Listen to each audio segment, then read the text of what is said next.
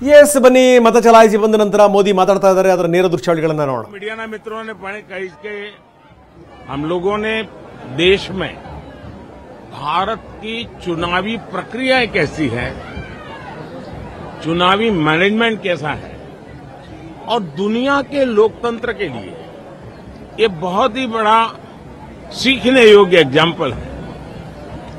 दुनिया की बड़ी बड़ी यूनिवर्सिटी ने केस स्टडी करना चाहिए। आज दुनिया में करीब 64 ಅಮಿತ್ कंट्री ಶಾ ಕೂಡ ಸಾಥ್ ಕೊಟ್ಟರು. ನಾವು ನೋಡ್ತಾ ಇದೀವಿ ಅಲ್ಲಿ ಮತದಾನ ಮಾಡಲಿಕ್ಕೆ ಬಂದು ಕಾದು ಕೂತಂತ ಜನರ ಜೊತೆಗೆ ಅವರು ಮಾತಾಡಿದಂತ ರೀತಿ ಅದಾದ ನಾವು ಹೆಲ್ದಿ ಆಗಿರಬೇಕು ಅಂದ್ರೆ ನಮಗೆ ಪ್ಯೂರ್ ವಾಟರ್ ಬೇಕು.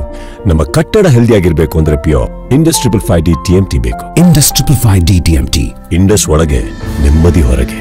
ಮೋದಿ ಮತ ಚಲಾಯಿಸಿದ್ರು. ಮತ ಚಲಾಯಿಸಿ ಹೊರಗಡೆ ಬಂದು ಮೋದಿ ಮಾತಾಡಿದ್ರು.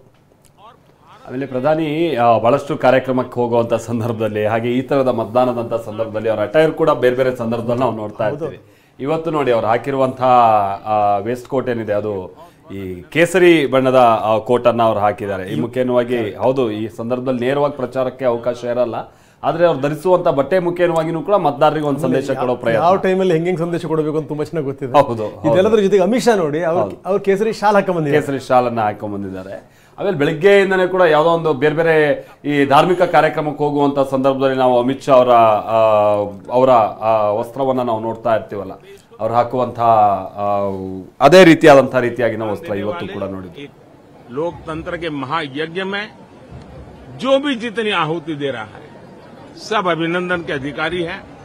मैं फिर से देशवासियों को यही कहता हूं कि आज गुजरात में और जहां जहां चुनाव का मतदान का दिवस है, बहुत भारी मात्रा में मतदान करें, लोकतंत्र के पर्व को मनाएं, उत्सव के रूप में मनाएं। मेरी आप सबको बहुत शुभकामनाएं, बहुत बहुत धन्यवाद।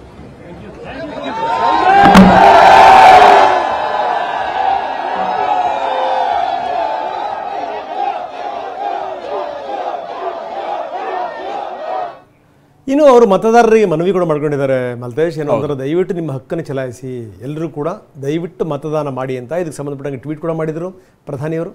ಅದಾದ ನಂತರ ವೋಟ್ ಹಾಕಿ ಬಂದು ಅಲ್ಲಿ ಇರುವಂಥ ಜನರು ಅವರಿಗೆ ತಾವು ವೋಟ್ ಹಾಕಿದಂಥ ಬೆರಳನ್ನು ತೋರಿಸ್ತಾ ಮೋದಿ ಹೋಗ್ತಿರುವಂಥ ದೃಶ್ಯಾವಳಿಗಳನ್ನು ನಾವು ನೋಡ್ತಾ ಇದ್ದೀವಿ.